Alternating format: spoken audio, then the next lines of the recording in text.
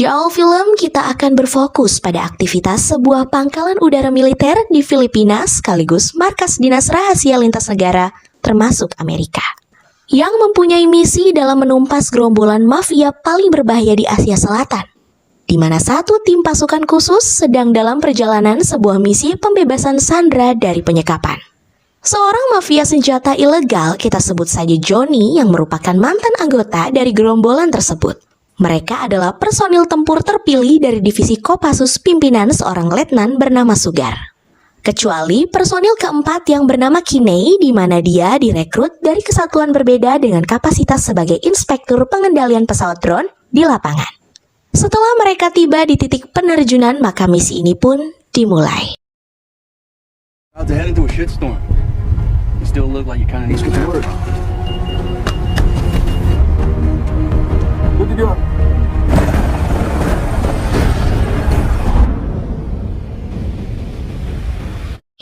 Scene kembali ke markas dinas rahasia dan kita akan diperkenalkan pada pilot pesawat drone senior bernama Riper, yang selain bertugas mengupdate situasi medan target lewat pantauan satelit, rupanya pesawat drone mereka juga sudah dilengkapi fasilitas tempur yang siap untuk diperbantukan kapanpun Kinney membutuhkannya. That's a friendly threat. Roger, Playboy 06, this is Reaper 10 checking in. Menjadi bagian dari tim pasukan elit membuat Kinney sempat merasa minder. Lagi pula sejauh ini ia baru ikut menjalankan misi untuk yang kedua kalinya. Namun hal itu sama sekali tak jadi soal bagi Bishop sebagai perwakilan tim yang tetap menghargai kemampuan Kinney tanpa membedakan statusnya yang masih di level junior. Yes. Thought you got that patched up. I did. All this tech. Really think you dropping a bomb on 50 people is any better than your robots and your Reapers and cell phones you want? Singkat cerita, mereka pun sampai di area perbukitan dekat lokasi yang ditargetkan, di mana terlihat penjagaan ketat oleh beberapa personil musuh yang berseragam lengkap. Di sisi lain, misi ini hanya difokuskan pada pembebasan sandera dan bukan untuk membunuh siapapun, kecuali jika keadaan mengharuskan.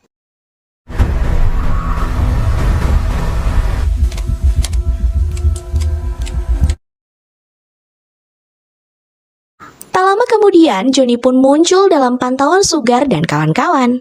Namun di saat bersamaan, datang pula lah kelompok bersenjata lainnya, yakni para gerombolan tersebut tadi di awal. Dan rupanya Johnny sudah merencanakan pertemuan untuk COD senjata dengan mereka yang ketika baru akan dimulai. Tiba-tiba Johnny beserta sang istri dihabisi oleh mereka. Tak hanya Johnny beserta sang istri yang nyawanya lenyap dengan cara yang keji, melainkan gerombolan ini pun menangkap anak sematawayang Johnny yang tak berdosa untuk dihabisi juga. Okay,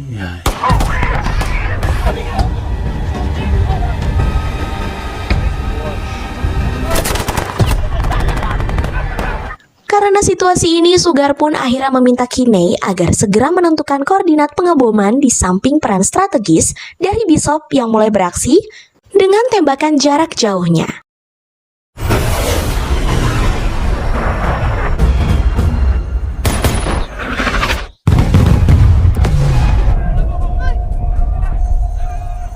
Di satu sisi, aksi tersebut berhasil menggagalkan eksekusi terhadap bocil tadi. Tapi di sisi lain, mereka malah mendapat masalah lebih besar. Karena para gerombolan yang tiba-tiba bermunculan dari dalam goa tepat di bawah posisi Kinney berada.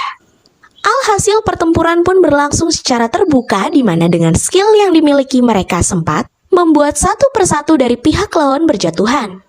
Namun mengingat jumlah bala pasukan yang tak sebanding dan semakin membrutal, maka pertahanan tim Sugar pun akhirnya kewalahan. Salah seorang prajurit pun gugur di tempat sehingga Kinney yang ikut menyaksikan kejadian itu langsung meminta Riper agar segera meluncurkan rudal keduanya.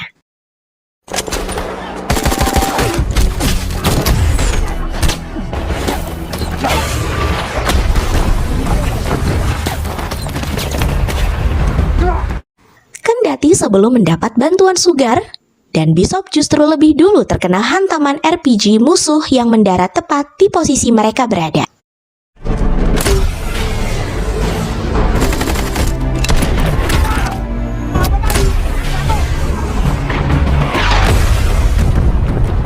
Kini hanya tersisa Kinney, seorang diri di mana dalam tertekan ia mencoba untuk tetap tegar, Beruntung sejauh ini komunikasi dengan Riper masih terhubung cukup baik. Jadi setidaknya ia masih bisa mendapatkan petunjuk arah menuju titik penjemputan yang berjarak kurang lebih 5 km dari tempat pertempuran.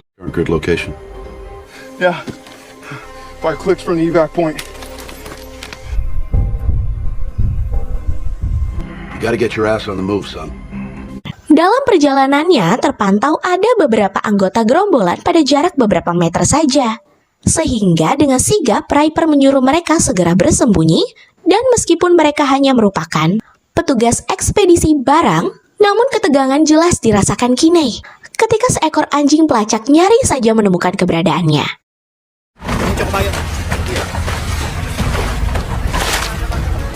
Gotta be shitting me.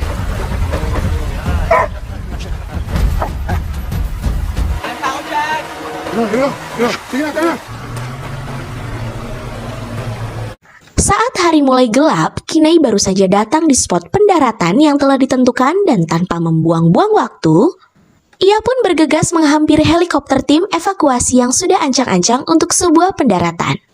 Namun tiba-tiba mereka pun diserang oleh mafia tadi, yang mana selain berhasil menggagalkan proses penjemputan, mereka juga berupaya untuk menjatuhkan helikopternya, seraya terus menggempur Kinney habis-habisan.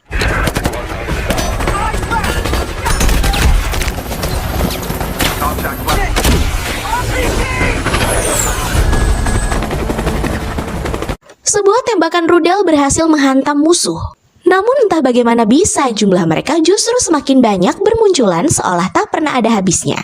Sampai-sampai Riper pun harus meminta bantuan sebuah jet tempur untuk mengeluarkan mereka dari zona neraka tersebut. Yang dengan demikian Kinney mau tidak mau harus berani mengambil resiko berbahaya.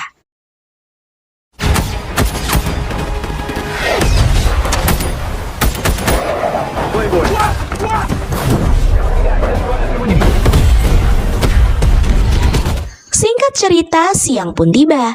Tanpa memperdulikan rasa sakit, Kinney pun terus mencoba peruntungannya dengan menempuh jarak 2 km ke arah timur laut demi mencapai titik penjemputan alternatif. Tentunya tak lepas dari bayangan musuh yang kapanpun bisa tiba-tiba datang mengancam. Dan tiba-tiba kemunculan 3 anggota gerombolan membuat posisi Kinney benar-benar terancam. Apalagi senjata yang masih ia miliki saat itu hanya sepucuk pistol saja. Jadi tak ada lagi pilihan yang lebih aman kecuali dengan menjatuhkan dirinya ke dasar air terjun.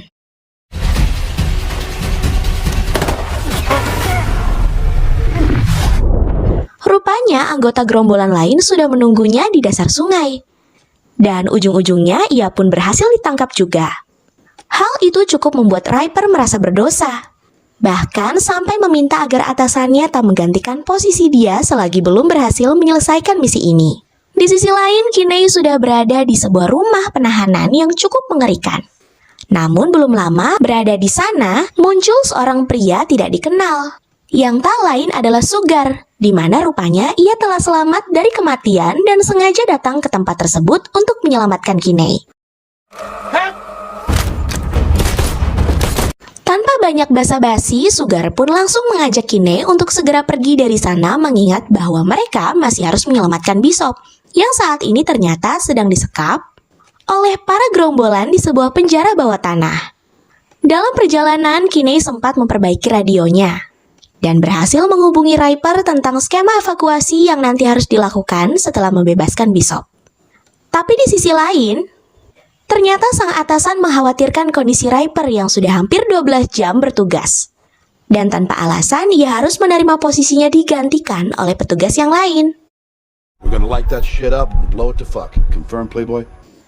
Di sisi lain pula, Sugar dan Kinney pun sudah berada di dalam markas musuh yang dengan skillnya masing-masing berusaha melumpuhkan para penjaga di sana.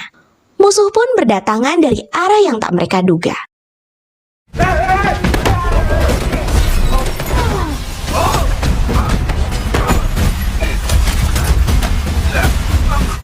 Di sini, Kinney berusaha melindungi Sugar yang sempat terkena tembakan. Di samping itu, dia juga harus berjibaku dari serangan yang membuat nyawanya hampir terancam. Tapi tiba-tiba, Kinney pun berhasil dilumpuhkan oleh mereka. Sugar dan Kinney pun diseret ke dalam penjara bawah tanah, di mana akhirnya mereka termasuk Bishop kembali berkumpul dengan kondisi yang sangat mengkhawatirkan. Terutama si Sugar yang sudah hampir sekarat akibat luka tembaknya. Pada situasi ini, Kinney mulai merasa khawatir. Tentu saja bukan karena takut dieksekusi mati, melainkan karena ia yakin jika jet tempur sedang dalam perjalanan. Yang jika hal itu sampai terjadi pada kondisi saat ini, maka semuanya pasti akan lenyap tak tersisa. Atas alasan itulah, Kinney pun berusaha memberitahu para penjaga di sana. Sayangnya, mereka justru memilih untuk mengeksekusi semua tawanannya satu persatu. No, you're good, man. You're good. Di sini kita pun dipertemukan langsung dengan pimpinan gerombolan yang kita sebut saja Junet. Di mana berawal dari pernyataan Kinney tadi, si Junet pun menginterogasinya terlebih dahulu demi mendapat jawaban tentang keberadaan pasukan lain yang berpotensi sebagai ancaman. Sepatah kata pun Kinney tak memberikan jawaban, sehingga si Junet pun emosi dan meminta agar ia dihabisi dengan cara dimasukkan ke dalam bak air. Sayangnya mereka terlambat menyadari jika sebenarnya misi pengeboman yang dimaksud telah dimulai.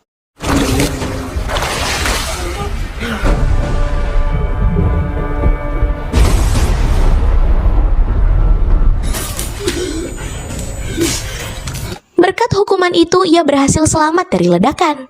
Tak ingin menyanyiakan kesempatan, Kinney pun lantas mencari keberadaan sandera utama sebelum nantinya ia harus kembali untuk menghampiri Bishop. Namun, sejalan dengan itu, ia pun dipertemukan lagi dengan si Junet yang ternyata masih hidup, dan disinilah Kinney pun melampiaskan dendamnya.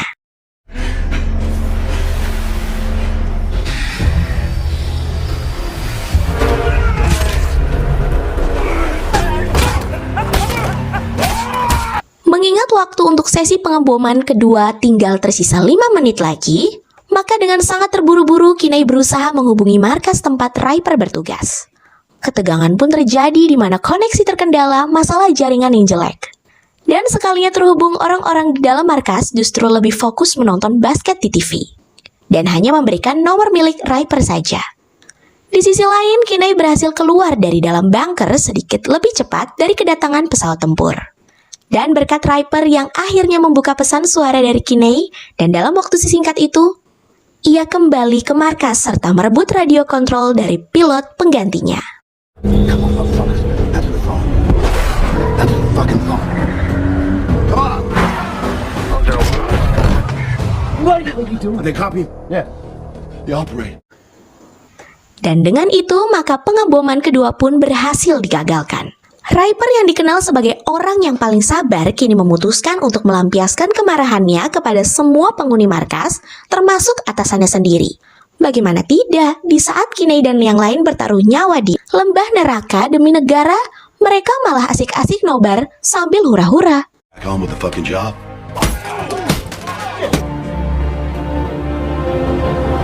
Kembali ke proses evakuasi di balik gugurnya beberapa personil dalam misi tersebut. Kini Bishop hanya bisa memandang Kinney dengan penuh rasa bangga atas perjuangannya. Tentunya semua itu tak lepas dari kontribusi maksimal Riper sebagai sosok figur senior yang profesional dalam menjalankan tugasnya. Dan film pun selesai.